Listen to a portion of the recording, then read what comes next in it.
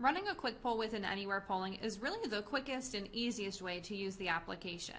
It allows you to ask on-the-fly questions or questions regarding anything on your screen. To begin using this feature, you'll first start by plugging in your receiver into the computer, of course if your students are using clickers. Once you have your dashboard open, I like to double check my receiver channel number and communicate it to my students. If my students are using ResponseWare, now's the time I'll start a ResponseWare session. In the upper right corner, simply select Click to Connect.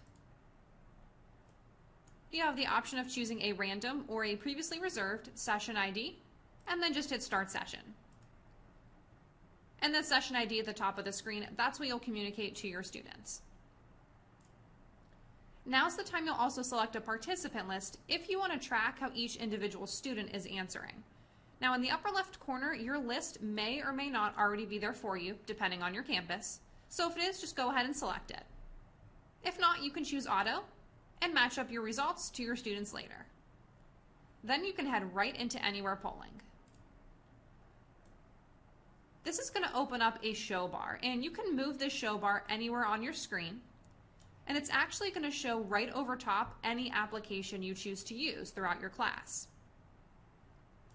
Now whenever you're ready to ask your first question, you're going to pose that question verbally to your students, give them possible answer choices, and then hit the play button on the left-hand side of the screen. They can go ahead and respond. Now I just have some clickers in front of me. I'm going to put in some responses for us. Once you're ready to close the polling, hit the stop button, and you'll view your results right on the screen. And that's how simple a quick poll is. Just continue the same process each time you want to ask a question, opening the polling and closing the polling. Anywhere Polling gives you a lot of flexibility to really use any application that you typically do in the classroom. Remember, I had this website open earlier. This time, maybe I want to ask a question regarding something on the screen.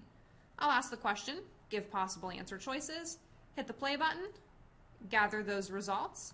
Whenever I'm ready, hit the stop button to view the results on the screen. Now once you're done asking all of your questions throughout your class, you're ready to save those student results. To do this, simply select the options gear over here in the lower left corner of our show bar, scroll down over Session, and then choose Save Session. Now by default, these session results are going to save into the software that you're currently using.